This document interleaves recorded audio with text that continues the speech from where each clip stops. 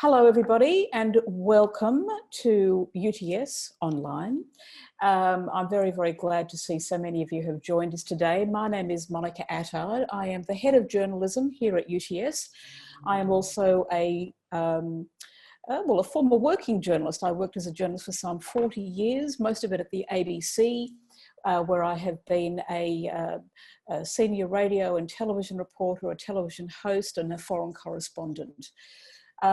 So I'm very excited that you've been able to join us online tonight. I'm sorry it's online and not in person, but such are the times and we have to live with that. Before we begin to talk about anything, I should warn you as well that well, actually, I'll warn you about two things. One, we're going to be joined by two current students, and they're pretty fantastic, and they've got a lot to say about journalism. But the other thing I'll warn you about is that we will be recording tonight's Zoom session. There'll be no video of you, but any questions that you may ask will be recorded, and that's just so that we have a record of them, we can better deal with them, and we can use that for teaching purposes as well. So thank you very much, and from that we'll move on. So I guess one of the big questions, and you'd be forgiven for asking this, but why journalism? Now, 10, 20 years ago, you wouldn't ask why study journalism, because journalism is kind of a no-brainer. It is a public good. It is done in the public interest, by and large, and it is a very, very important function of any well-run democracy. In the last 10 to 15 years, it has experienced a few woes, you might say. The internet has played havoc with the classic business models that has sustained journalism for many, many years, and we've been paying a price for that. And then along comes COVID-19.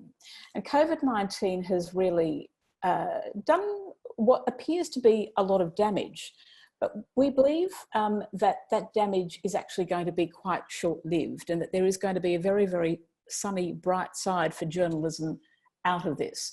So when we look at it, we see that there have been 600 job losses, 15 outlets have been forced to close across the country, and business models are scrambling to adapt to meet the what the crisis has done. Now that all sounds terrible, woeful, shocking news, but it is the view of most analysts that the sector will bounce back, and that news media companies will begin to experiment to maintain their viability, and that they will increase their digital offerings so that their audience, which has transferred online, will stay with them. And also, best of all, what we've seen is a very, very big jump in the number of people consuming news. Now, even when we take into account that news consumption will flatten when people get sick of reading about COVID-19, aren't we all? It will come back again because other things will begin to happen in the world and be reported. And so we expect that news consumption to go up again. And the other thing that we have seen is a demographic shift, bringing under 40s into the consumption of news media. We have struggled for many, many decades to get people under the age of 40 to become news consumers. COVID-19 has done the job for us in just a few short months. So news consumption is not predicted to weaken despite all that's happened. Now, what will happen is that media outlets will look a little bit different. They'll be decentralized and agile, and they'll be less reliant on advertising, and they'll be very, very deeply focused on audience, and they'll have much deeper digital distribution. We'll see the news media organisations that have already transitioned to digital journalism with paywalls, etc., acquiring smaller publications that haven't done that. We'll see organisations that have been very slow to move to digital speed that up.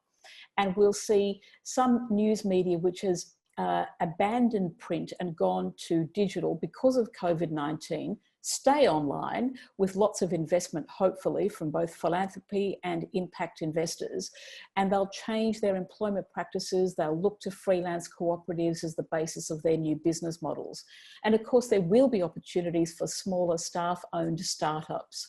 And these startups will, I think, probably end up specialising in particular reporting fields, business, politics, whatever, and they'll be very, very reliant on deep research and multimedia production. So what does that mean for you? Well, that means that in the industry, very, very soon, there's going to be rapid workforce change. People without deep digital skills will find themselves essentially looking for work. Employers, I think, will be looking for digitally trained graduates with an entrepreneurial and innovative outlook and focus, with cross-platform skills and publishing experience. Those things will become really, really important. So the Masters of Advanced Journalism course structure.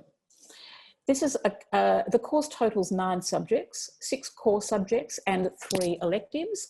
Full-time students complete the course in 1.5 years and they're required to undertake 3 subjects per session. Part-time students should undertake 1 or 2 subjects a session, depending on the number of subjects taken. The course could take 2 to 5 years. It is really ideally suited to students who want to delve a little more into the area. They've got the option of taking more electives, including advanced journalism electives. It suits people who want to really bridge the divide between practice and theory. So the subjects that you would do would include subjects like a subject called advanced journalism, where you are essentially looking at the principles that drive journalism at an advanced level, and you're looking at the practice, the basic practice of journalism, to help you build up to something more sophisticated. You would do data and computational journalism, which I know sounds terribly dull, but is vitally important, because all stories, all journalism begins with data. You do investigative journalism.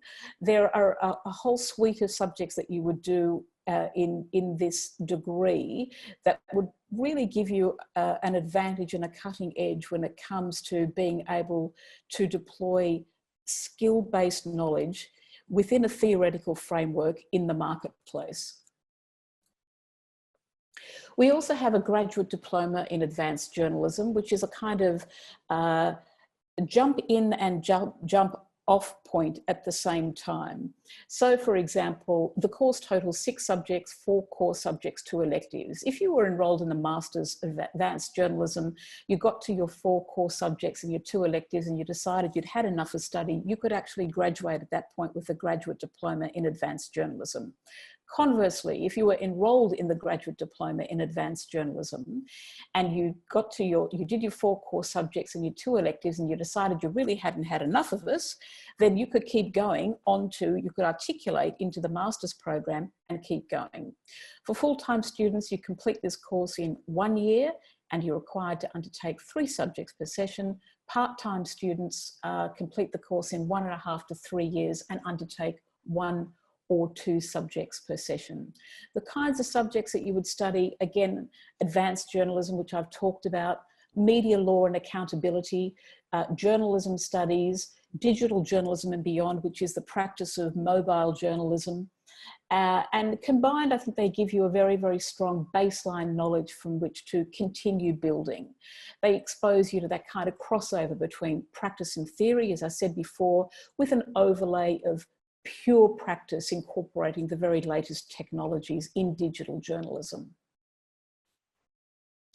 Now, what can we offer you at UTS that not many other places can offer you? Well, one thing that we can offer you that I'm particularly proud of is Central News. Now, Central News is a journalism laboratory. It is a real-time newsroom with an actual external-facing website, which you can go online and have a look at. It's at centralnews.com.au. It is where students can go to produce a story. So you might go to Central News and have a story that you want to do, or you might go to Central News wanting to do a story and be given a story to go and report. You report that story, you bring your material back, you put your story together. It's very multimedia, so you can do it as text, you can do it as video, you can do it as audio. We have podcast booths where you can go crazy making a podcast. You can do it as a narrative multimedia piece where you incorporate all elements, text, audio, video, in your story. It's a very important tool for us because practice makes perfect. You really do, if you want to work as a journalist, you have to practice journalism. And we practice journalism at the highest level in Central News. Nothing is published just because you've written it. It only is published if it is of such a high order that it deserves to be put on an external facing website and be published. We follow that up with a lot of social media. We're very active on social media, so we encourage audience to engage with your story as published on Central News, and we encourage you as a student to actually converse with that audience to build your profile as much as anything else. We also run a series of, oh, well, I should say actually that Central News is also, we can go back to that other slide, please, Serena, the one before Central News. Thank you. Central News was voted the best student publication of 2019 by the Journalism Research Association. That was a very proud moment for all of us. We conduct regular projects out of Central News as well. The current project that we're running is called the Collaborative Reporting Project on COVID-19. This is a really interesting project with which a lot of postgraduates are involved in. It is where we are bringing together our students from Germany, Romania, the UK and Kyrgyzstan to produce multimedia work on how all of those nations are dealing with the recovery stage of COVID-19. We're doing it within a paradigm of what's called constructive journalism. So we're looking at how the positives, if you like. We're looking at how we come out of this. We're putting up solutions rather than just reporting the terrible numbers, the tragedies, the deaths, etc. So it's a very, very interesting experiment for us as well. Foreign correspondent tour. So this is something else that we do that nobody else does, actually. In addition to having your pieces published on Central News, you can also apply to attend our foreign correspondent study tour. We have tours that go to the Philippines, Jordan, Tunisia, India, and Thailand. That will probably be extended in the years to come. This is where small groups of students, undergraduate and postgraduate, travel to a country to experience what it's like to be a foreign correspondent on the ground in tough conditions. Sometimes you go somewhere and the internet is terrible, or the weather is bad, or not many people who go on these tours speak these languages, so you have language barriers. And your role, your task is to overcome what a real foreign correspondent needs to overcome in the field. It's a very, very challenging tour, but it's incredibly enjoyable. And Wendy, who's one of our students who is here with us tonight, has been on one of these tours, and she's going to talk to you about that as well. But it's a really important initiative. The stories that you produce, you actually do produce news stories. They're published by and large on SBS Online. And if they're not published on SBS Online, we publish them on Central News. Another initiative that we have that I am also proud of is called Meet the Journalist. And you can see Lee Sales there in that picture there. So each semester, I pick 3 or 4 very, very high profile, well-known media practitioners, journalists, and we pick 2 students to interview them in front of a live audience. So the role of the students is to go away and research the individual journalist, their contribution to journalism, their path to journalism, their path in journalism, and some aspect that is problematic in journalism which that particular journalist has expressed a view on in the past. So we've had people like Lee Sales, Hamish MacDonald, Sandra Sully, Emma Alberici, Rick Morton, many, many, many others. And the students facilitate the entire evening from woe to go. It's always a fantastic night, and doing it in front of a live audience, of course, can be, most students find it nerve-wracking to think about, but then they sit in their chair and they find it an absolute dream to do. So it's something to aspire to. Now, there are, of course, admission requirements for the postgraduate qualifications. There's a lot of writing up there. Now, all of this, of course, is available on our website, and if you would like us to send it to you, we'd be happy to do that as well. But applicants, you really need to have completed a bachelor's degree or an equivalent or higher qualification. If you do not have a bachelor degree, don't despair, because you can write us a short essay of no more than 1,000 words about the key challenges that you believe are facing journalism, or you can pick one particular challenge that you're interested in that is facing journalism in the news media industry. For applicants with a bachelor's degree, the degree is best in the field of education, management, commerce, society and culture. That would include a Bachelor of Journalism or something in the creative arts. If the degree is not in any of those fields, then you also need to supply us with a minimum of 2 years related professional work experience. Indeed, any work experience that you have done in the field is helpful to get you in. Employment experience is assessed according to the response provided by you in the UTS-E application. For applicants with a master's, graduate diploma or graduate certificate qualification already, the qualification can be in any field of study. Your master's can be in any field of study.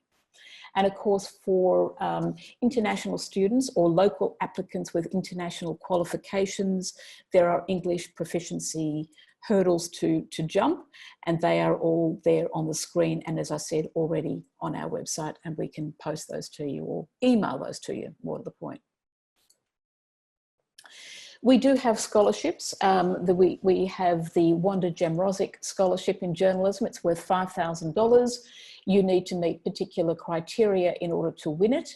That is that you have to have completed a minimum of 2 sessions of study, that is 48 credit points, towards your master's qualification, an overall weighted average mark of 75 or above in the course so far, and you apply online. We do have other things that we can offer you, for example, an annual prize of paid internships where successful applicants actually receive a weekly salary to do an internship at The Guardian or the New York Times.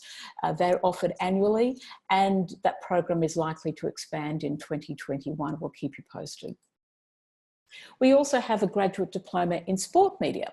Now, this is a course which has 6 subjects, 4 core subjects and 2 electives. You can complete it in 1 year. If you undertake 3 subjects per semester, or in 1.5 to 3 years if you do it part-time. It looks at multiple areas of sport management, administration, journalism, communication, and we examine those drawing from the disciplines of journalism, public relations and business.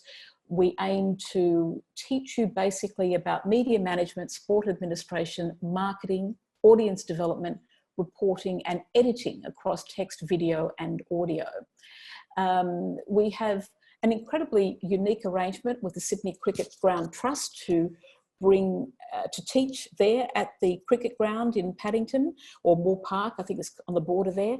And you have access to all of their facilities, and most importantly to the people who work there, because of course they are the administrators who will be hiring in the future. So it's a really important aspect to our program.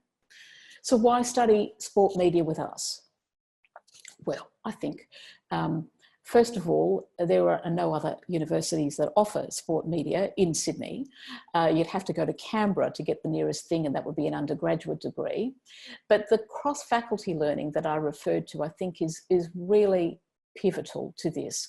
The fact that it is taught by the School of Communication in the Faculty of Arts and Social Sciences, which is where we come from, and the School of Business in the Faculty of Business.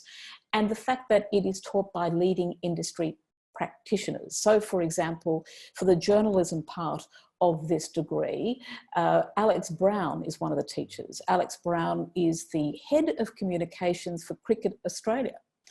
And it's also taught by Amanda Shalala, who was an ABC television sport reporter. So you need to be taught by people who've got skin in the game. You need to be taught by people who understand the way sport media works, and these people undoubtedly do. Another thing I think is the practical side of it, the fact that you are researching, interviewing, compiling journalism as you go at every step in every subject. And as I mentioned earlier, the fact that we're at the Sydney Cricket Ground at Moore Park, where you have access to all of the people who work there and all of the facilities that can offer you as well, because there are many, and we take you behind the scenes. So you're behind the scenes and you're in-house, and that's a really critical part of your learning. So just to give you an idea of, you know, what you can do with a degree in sport media. We don't give you their last names here, but Sarah started with Fox Sport immediately after the semester ended. Her last semester ended as a presentation coordinator. She's since received a Women in Sport scholarship at Fox Sport. Callum started as a digital content operator at Foxtel in February 2020.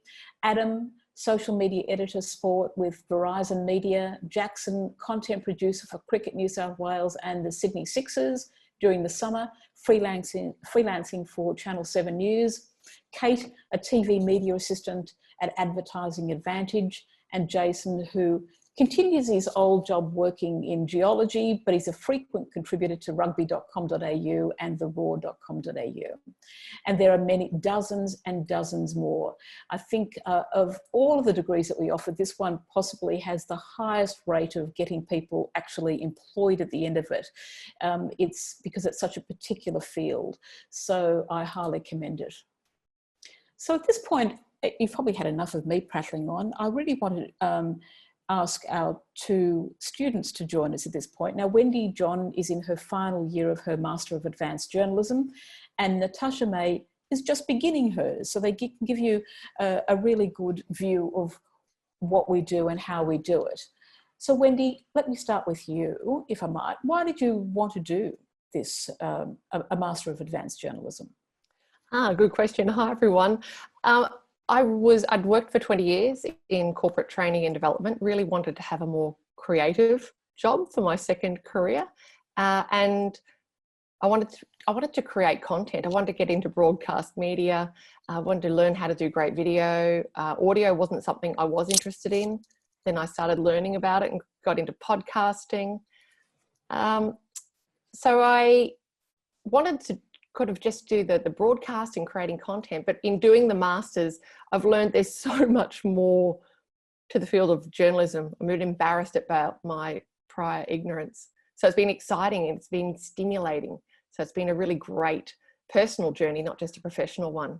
And has it made you question your previous conceptions of what journalism was? Oh my God, yeah, absolutely. I now also look at any media with a much more critical eye, not to criticize it, but just to pull it apart and go, what worked there, what didn't? Is that real? Is that not? I'm such a better citizen, I think. Yeah, well, I mean, I think verification, which is a very big and growing field of journalism, is something that is now on our radar. Natasha, I'll bring you in here because we actually discussed verification in our seminar this week. In fact, did any of that surprise you, that we're now in a situation in journalism where we have to check absolutely everything we read and listen to and watch? It is surprising because it was definitely an area of journalism that I had considered before I started doing the masters, but especially because it's inevitable to in this kind of current political climate to be discussing topics like fake news and the idea of kind of maintaining integrity in journalism despite kind of increasing partisanship, not just in the world of media but also in politics in general. And but in terms of kind of that the idea of verification and it being now a component of journalism, I've actually been really surprised by how much I enjoy the element of verification, because I think anyone who's interested in areas of journalism like investigative journalism, I think the verification procedures still rely upon really similar skills that you'd learn, that you'd use in those more traditional forms of investigation, in terms of kind of, I don't know, having a certain, like one way of putting it would be nosiness, another one would be like wanting to get at the truth and kind of being persistent with your methods of trying to figure out, trying to get to the truth. Sure. And Wendy, have you become nosier since you've been doing this degree? I've always been pretty curious and always been pretty nosy when I talk to people, or just curious. You know, I'm just good at asking questions because I'm genuinely interested. I've become more confident finding sources. So I've become more confident, like picking up that phone and saying, "Hi, I'm Wendy John. I'm doing a story around such and such." And just, that's what is good. What I found very good about this master's is that it's so practical. I wanted something that was really practical. I didn't want some theoretical, you know, mumbo jumbo. But now that I'm doing 2 theory subjects this year, I'm pretty excited about that too. Yeah. What is that giving you? What dimension does the theory add to you? I'm studying media law this semester. Yeah. It's teaching me everything, critical. which is critical. It's teaching me everything that I need to do to stay out of trouble. Yeah. And it's also really opening up my mind just to how important legislation is in the running of a good democracy, and how important, how linked journalism and a good democracy is. And then journalism studies will be next semester, and I'm ticking over ideas. I mean, you talked about constructive journalism. It's something I'm very interested in. How do, you know, there's a negative media bias in journalism. How do we shift that? So the course has made me think about so much more than I had ever intended to get out of it. And that's the idea, of course. And Natasha, can I ask you, you know, why are you doing this course? What's been your journey here? So my journey is that I started off with an undergraduate degree in English literature, which I graduated from last year, and I really loved. I've always been fascinated by the craft of writing and telling stories. I did an internship in publishing when I was in my second year of my undergraduate degree, but what that taught me was that I really wanted to be doing the actual writing myself instead of editing what other people had written. I dabbled in student journalism during my undergraduate degree, and then once I actually graduated and started applying for jobs, it really cemented for me that the jobs that I was interested in was in not just media, but particularly in journalism, in doing that the kind of work that I saw advertised on ABC, SBS. However, I realized that I didn't quite have the cross-platform skills that a lot of those jobs required. So just what Monica was mentioning at the beginning about how much like the landscape is changing, that they really do want you to have the tech skills as well as the writing skills. And so I felt while I had writing skills, I really wanted to gain more skills in tech, as well as kind of when certain jobs that I was interested in asked for like show reels, I didn't have any of that.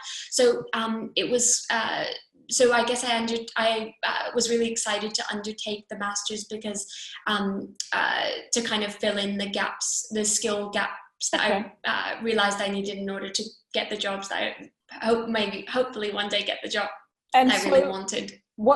I mean, you've only been with us for a semester, but what's been the most surprising thing that you've learned in the time that you've been with us? I'd say that pretty much every week, like I always look forward to class because it's always learning new content, learning really engaging content. But I guess the biggest surprise is the difference between understanding objectivity in journalism and theory versus actually putting it into practice with creating news stories. In particular, right now with advanced journalism, I'm working on a story for an assignment on Centennial Park going car-free. And initially, I was very fixated on the particular angle of the story that had first gotten me interested in it, which is that I go cycling, and that because there aren't any cars anymore, there are a lot of little kids who are doing very sudden swerves or stopping. And I kind of came at the story thinking that that was the main angle. But once I actually started doing the research, it became a lot more evident that that I needed to look at the bigger picture. And even though I, like, from the very first class, I could nod my head at Monica telling us that journalism had to be objective, you need the theory as well as the actual practice to be able to understand both. Yeah. And so I think the best thing I've learned so far is the extent to telling the truth as a journalist involves seeking out perspectives beyond maybe your initial impressions of what the story might be about. I'm glad to hear that. So, Wendy, can I come to you now? Because you have published some stories on Central News and had a good time doing it. Tell us about that experience. Oh, Wendy is muted. Oops, there she is. I've learnt not how to mute. I think Central News is one of the best features of this program because it enables you to strive to have your story published. Like, it's one thing to do an assignment and you put all this work into an assignment. It's great. And it's like, but then you don't have any contacts at Sydney Morning Herald to, you know, look at it and say, oh, it's good enough, let's publish it. But Central News, if your story is good enough and we've, a real journalist editor who works with you to make the story, help the story get good enough, then it gets published. And then it makes you want to do another story. It makes you want to do a follow-up story. And then Sue, who's the editor, she's like, look, I saw something about this. You did a story on that earlier. Get onto it, do a follow-up. So it gives you the experience of kind of working properly as a journalist. And I think one of the good things as well is the kind of social media journalism side of Central News as well. I remember, Wendy, at the beginning of COVID-19 when there was a toilet paper shortage. Yeah. Tell us about that. I was in a meeting sitting next to someone who's a behavioural economist at the beginning of COVID, before it was lockdown. And I was like, oh my gosh, what do you think is going on with all of the toilet paper hoarding? And so this academic shared her thoughts on it. And I said, can I come and video you? And so I just hooked up with her at the university and we did a short video, and I was editing that, and we got it up on Central News. And we got it up on Twitter as well, and where, as I recall, it did extremely well. Oh yeah, it had quite a few views, which was great. So it's being able to see your story brought to life, and the social media network around Central News is pretty powerful too. And we've had a lot of stories. A lot of students have had well, not everyone, but many students have had stories that have been picked up by The Guardian, picked up by Sydney Morning Herald, picked up by different media outlets, which is incredibly encouraging, not just for the ego boost, which it is and feels great, but because it tells you that you're on the right track. And when you can start to get into that rhythm of like story after story getting published, you're like, I think I'm going to get a job out of this. And that's encouraging. Yeah. The study tour, you went on a study tour as well, right? Yeah, the foreign correspondence study tour. Went to Jordan in 2018. It was one of the most amazing experiences. It was so much fun. I mean, I've traveled, I'm lucky to have traveled and lived overseas a lot in my life.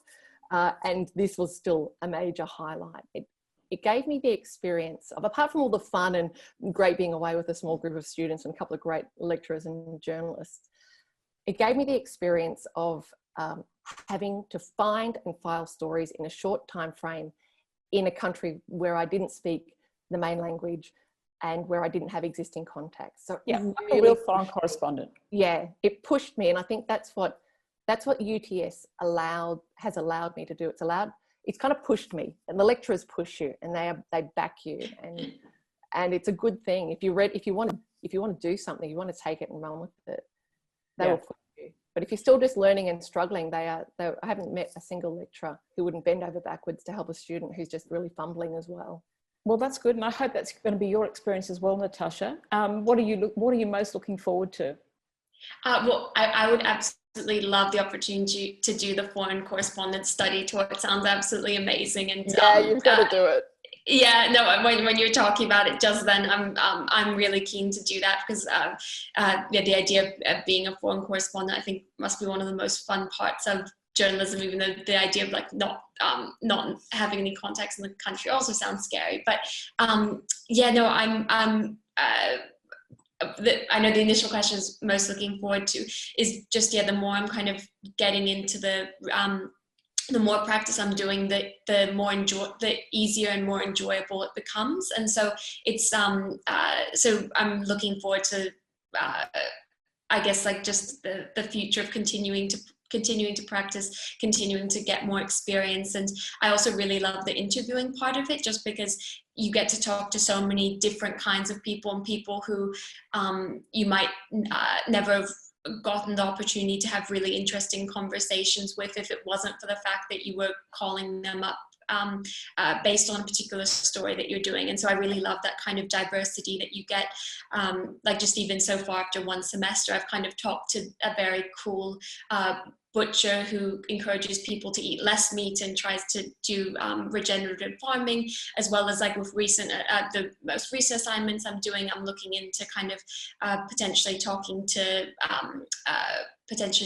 a psychologist or as well as potentially looking into interviewing prisoners, and like there's lots of diversity in actually who you get to talk to, and it's exciting to kind of discover different walks of life. Well, I think you really summed up journalism there, because what journalism is all about is it is a public good done in the public interest, but the people who do it have the best job in the world. I mean, there's never a dull day. So we know that. All of us who've actually practiced as journalists know that, and that we're very privileged to have had careers in journalism as well. So let's look at career outcomes at this point, and the job outlook. So the kinds of things that you would end up doing as with a master's would be, you'd be a reporter, producer, presenter, editor across all types of private and public media, broadcast and publishing organisations, digital startups, the not-for-profit sector, and of course non-media publishers. And in sport media, similar, reporter, producer, presenter, editor across all sorts of sport media, both online and free-to-air or cable, as is probably most likely the case when Foxtel wins, when sport comes back on board post-COVID and there's sport on cable television again. So there are, I think, quite good, the outlook is, it's not as bad as the headlines would seem to have it. And as I said earlier, I think COVID has hastened the changes that were occurring, and will force more innovative and imaginative solutions on industry to ensure its survival. So I'm actually feeling reasonably optimistic, and in fact quite excited, because I'm a digital convert, and I believe that is the future of journalism, and I think this will speed up that process. So this one's come out of the blue. Sport media admission requirements. Is that the next slide, Serena? Yes, it is indeed. So admissions similarly must have a recognised bachelor's degree or an equivalent or higher qualification, or submitted other evidence of general or professional qualifications. And if you don't have a bachelor's degree, a master's, graduate diploma or graduate certificate in any field or overseas qualification, you would provide us with a personal statement, around 500 words, telling us why you want to study the sport media course, and a CV, which would I urge you to include in your CV any paid or voluntary work or other experiences, particularly if they are relevant to sport media, that you've done. And of course, if you are an international student or a local student with international qualifications, there are English proficiency hurdles to overcome, and they are all listed there. The application deadlines are up on your screen now. For domestic students, June 28, international students, June 15. Domestic students, you apply through UTS online application system. International students, you go through our international office webpage, and the spring session commences on the 27th of July, and classes are in fact now open for enrolment, which is kind of exciting.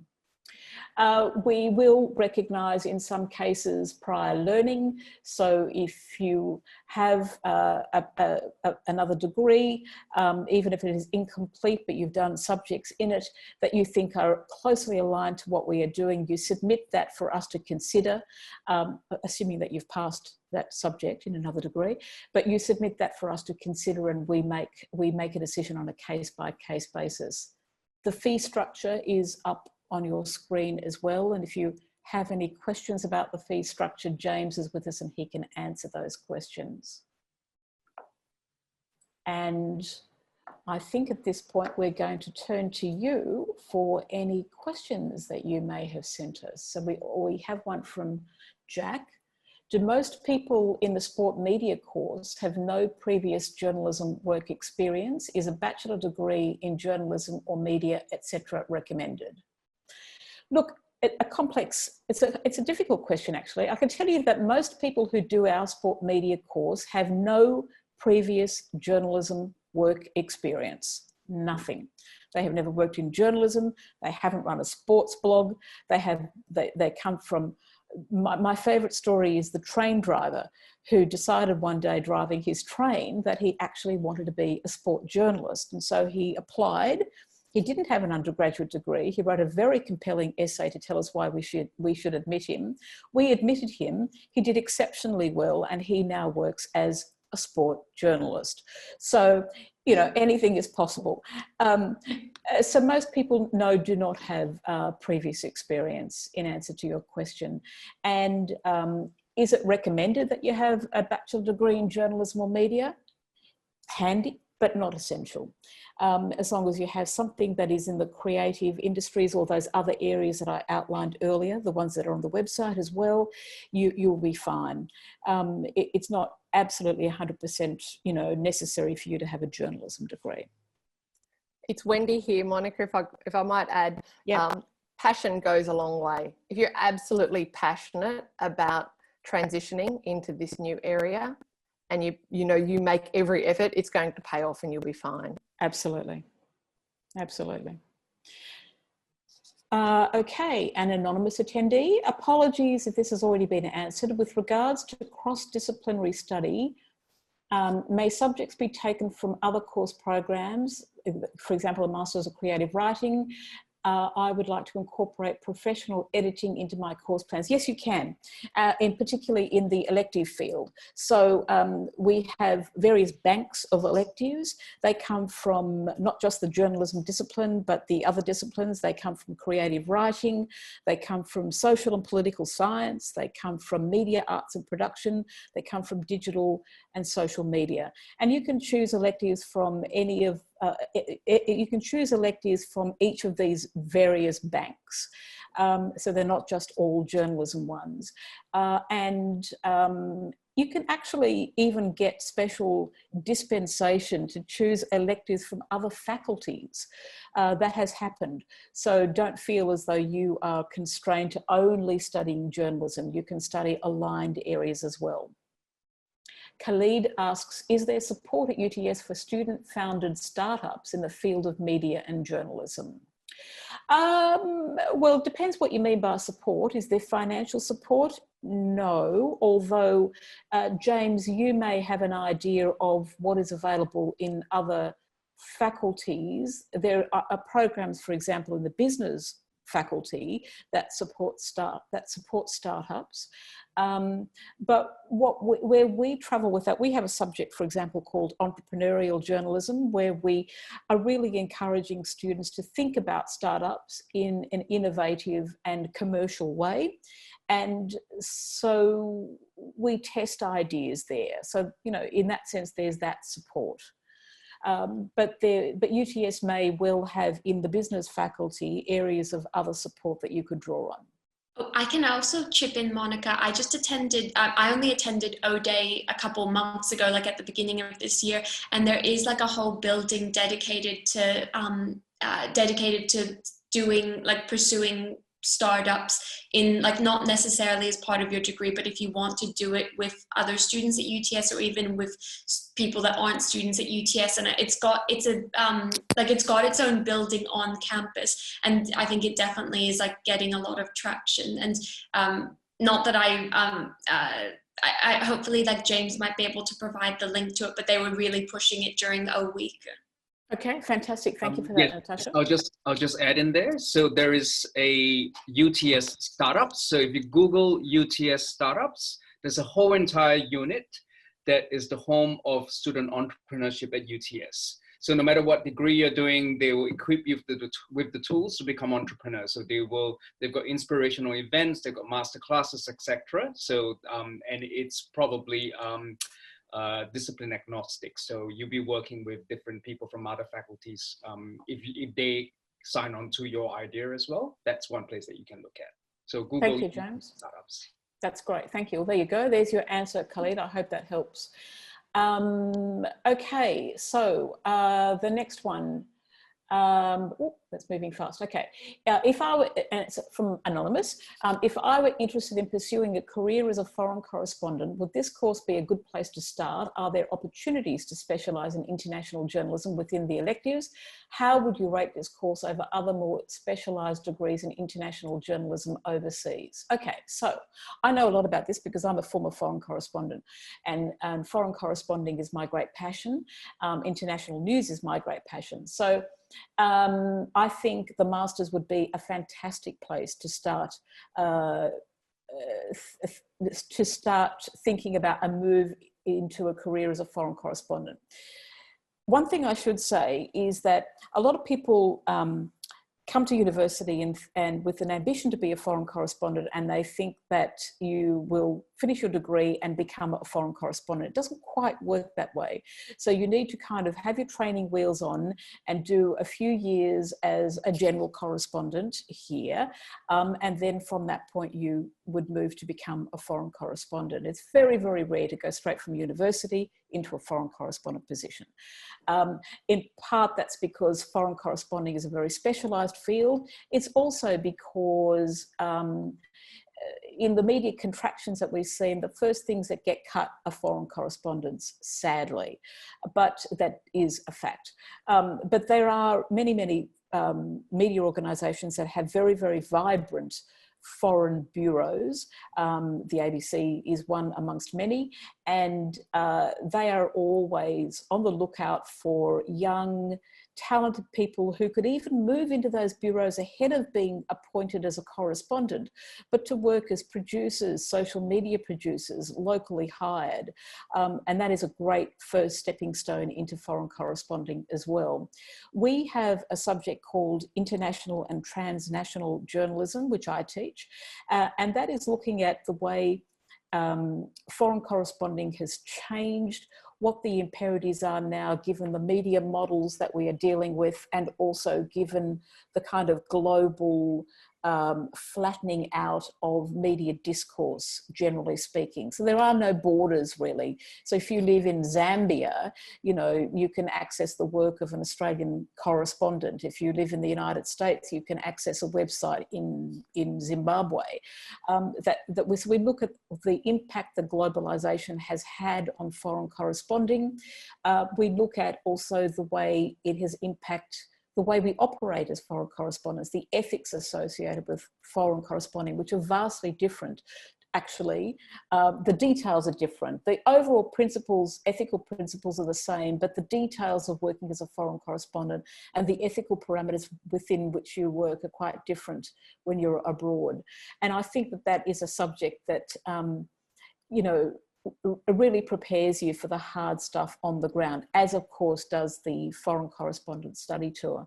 But in that subject, I bring in a lot of former foreign correspondents, of my former colleagues, to talk about what their experiences were and how they dealt with them.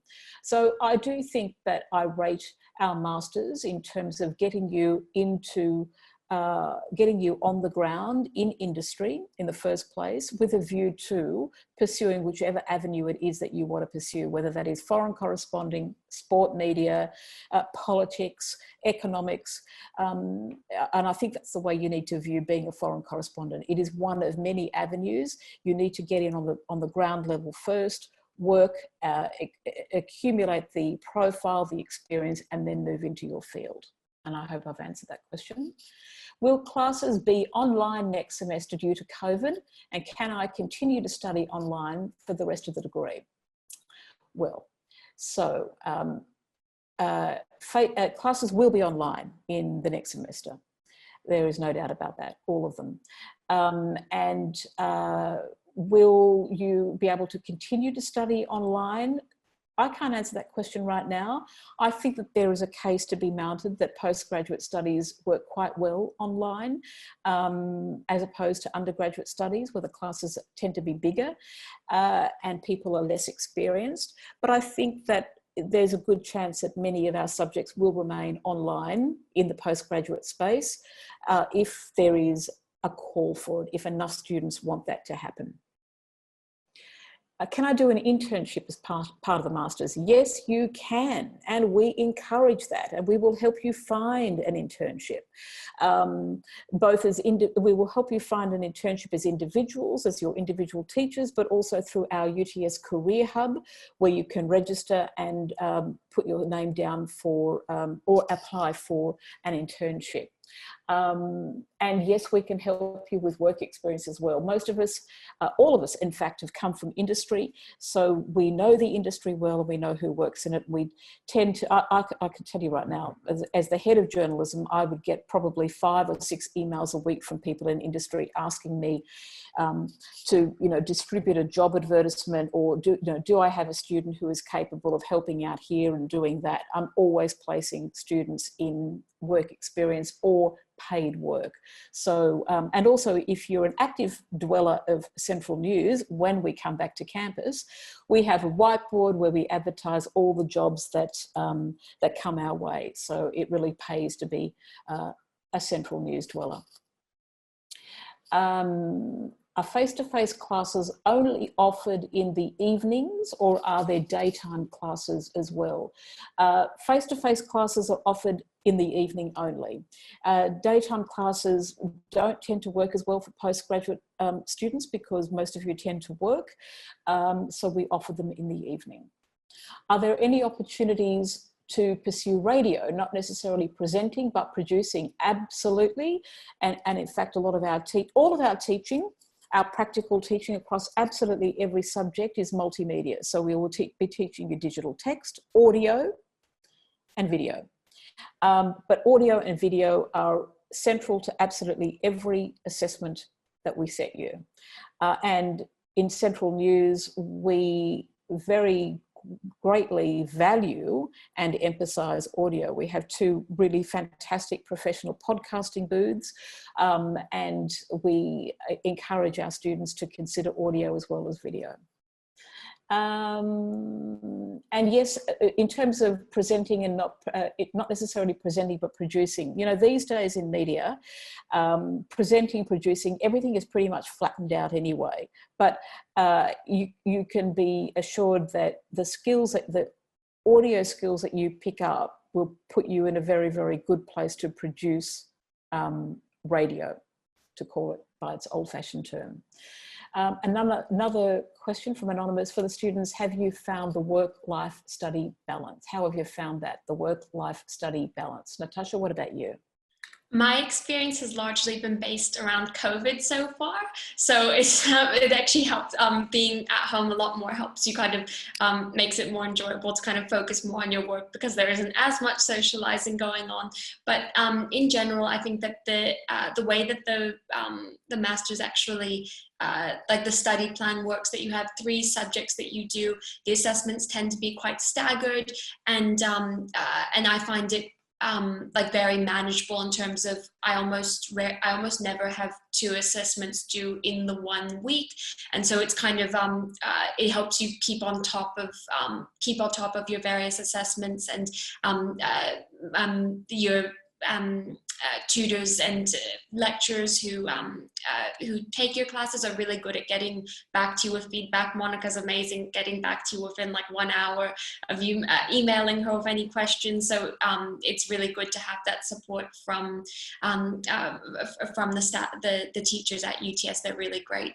But yeah, so the balance this term has been a bit off, like has been a bit different because of COVID, but I definitely find that that it's not all consuming, but there's definitely different opportunities to put more work in if you do have the time to put more work in, or different people in my class who have full-time work also manage to balance studying with more intense professional workloads as well. Okay, and Wendy, because you've got a child, right? Yeah, I started the Masters and then took some time off to have a little girl. I think I submitted my last assignment and then a week later had a baby. But I haven't been working full time. So I took some time off and then I came back into study, but I've been doing freelance consulting work and not working full time. So I guess I've had it a bit easier than people who are working full time. I guess I work as a parent unpaid as well. Yeah. My answer to this is it's kind of up to you as well. You don't have to throw yourself into it and do it full time. I'd really encourage people who are working part-time to take the pressure off and enjoy your study. Like, do it part-time. And if you know you've got a big event happening or a big 6 months ahead with a project at work or family matter, then defer that subject. You can do that. You've got to, think that if you want to do well, rather than just churn through it and get the piece of paper, if you want to learn well, then take your time for whatever works for you. And that's absolutely okay. And the uni's has been nothing but incredibly supportive in my sort of stepping in and out of finishing this Masters. And there's always Central News, even when I've deferred for a semester because I've had some big work on or something. I've still been doing stories for Central News. We noticed that actually. In fact, I did say to Sue one day, but hasn't only deferred this semester? She goes, yep, but she's still filing for Central News. I just thought I'd sneak them in there and hope no one noticed. But yeah, so it's great. Be kind to yourself, because it's more fun when you can slow it down. I know the people who are working full time would sometimes just turn up at lectures and just like at night time just go, oh my gosh, when can I get home? So think about what it takes, but you can do it if you want it enough. Yeah, thank you, Wendy, for that. Okay, so we're coming to the end, but there are a few more questions. Are there exams, or is it all assessment project based? No exams. I'm fairly sure I'm correct in that. Yes, there are absolutely no exams in the postgraduate program. Oh, there was one. Media law. Media law. Yeah. Sorry, media. Yeah. I was actually, as I said that, I thought there is one. I think it was media law, but it's an open book. Wendy and I just did it last weekend. And it's open fine. book. It is open book, so you're fine. It's not that bad. But it is otherwise project based. Adding to the radio question, is there opportunity for presenting too? Yes, there is, and we would encourage that, particularly in the creation of podcasts, which we would get you to present, and we would guide you through that production process. Learning the skills to edit audio as well. Oh, absolutely. I mean, well, audio, like video, is not just about the recording of it. It is about the editing of it. It is about the placement of that in terms of overall journalism. And that's exactly what we focus on. That is the main bulk of our work. And also, can postgrad students volunteer at 2SER? Yes, you can. You can volunteer at 2SER as much as you want, and it's a great experience. You can volunteer in news, you can volunteer in some of the current affairs programs, and you can volunteer by making independently outside of 2SER. For example, you can create a podcast in our podcast studios at Central News and take that to 2SER and ask them if they will run it. I can't guarantee they will. They'll make an editorial quality assessment of their own. But yes, our relationship with 2SER is strong and vital. So I think, video documentaries, is there an opportunity to learn video documentary skills? Yes, there is. And you even have access to electives from media arts and production, which specialise in that.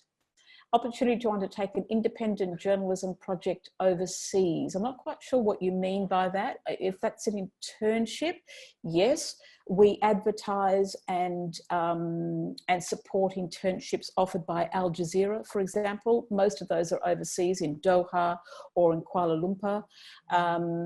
So if you're talking about internships, then yes. There's also that Danish university does quite an academic. Aarhus, yes, we have a relationship with one of the main universities in Denmark, located in Aarhus.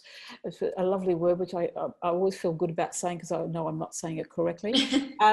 But in fact, we offer scholarships to study at Aarhus University, and that is also a possibility. So that those scholarships, there are 2 scholarships offered every year for Aarhus, and they're only open to postgraduate students. And Anonymous, please get me an internship at Al Jazeera. Well, I mean, I can't promise you all I can promise you is that when they advertise, when they need interns, they certainly come to us. So if you come to us, well, I guess you get to hear about it. Are there any other questions?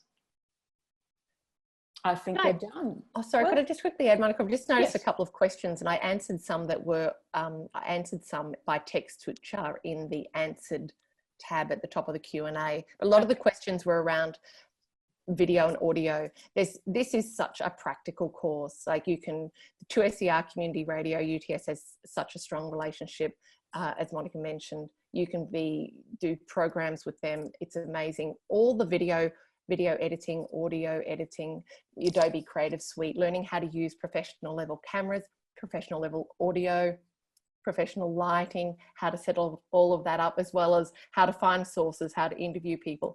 You will learn how to create great news stories, whether it's video, audio, multimedia, and then, back that up with a social media campaign. It's really practical.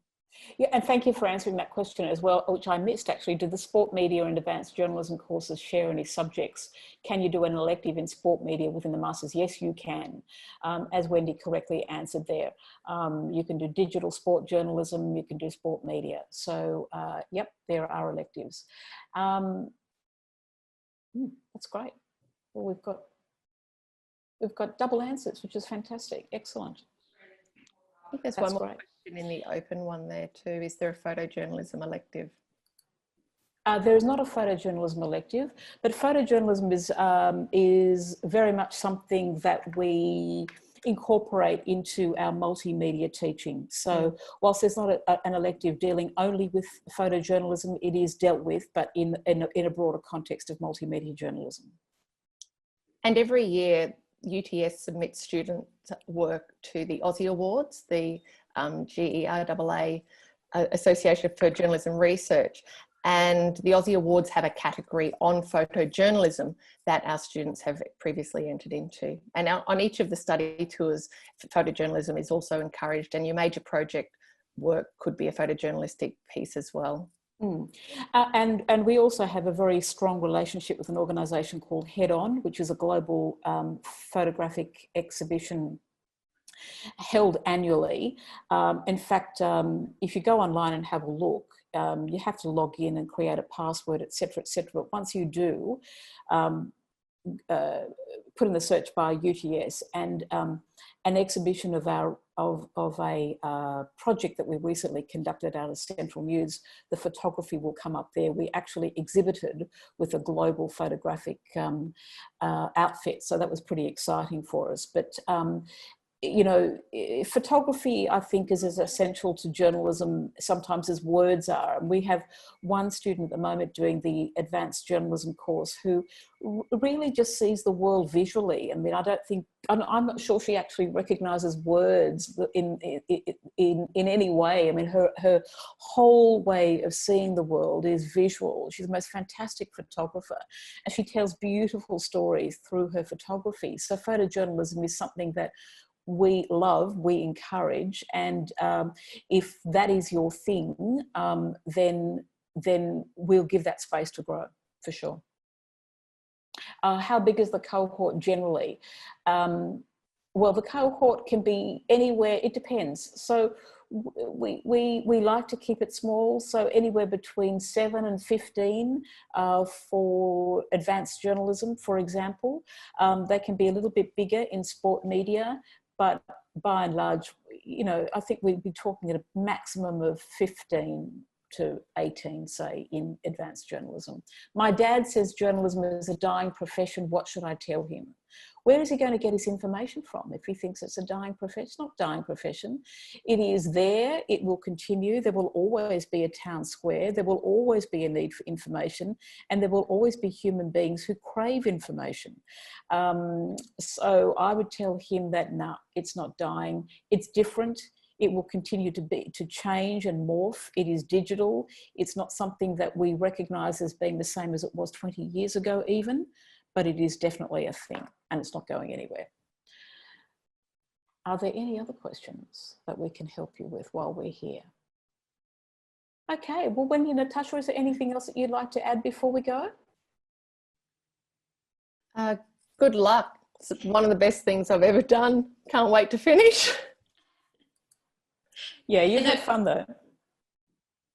It's just been really fun to study. Like, I really love even the modules that we like, the preparation that you do before class. You get like the examples of journalism that you get to read that your tutors send you is really inspiring. And I love preparing for class. I love attending class, and it's a lot of fun. Fantastic. Well, thank you both. To the participant whose dad thinks journalism is a dying profession, I guess that's a valid view, but all you need to do is get some stories published and he'll probably be so proud that he'll never question it again.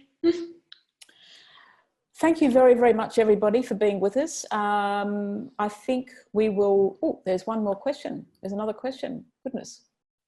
Oh, no, we've answered that one. So thank you very, very much for being here. Thank you, Natasha. Thank you, Wendy. Thank you, James and Serena, for facilitating and organising this. If you have any questions, please feel free to email us. You can email James. That's the website for journalism there. You can contact James in marketing, or you can contact me directly, Monica Attard. So I'm monica.attard@uts.edu.au, and very, very happy to take your questions or your calls, and we look forward to seeing you. Thank you.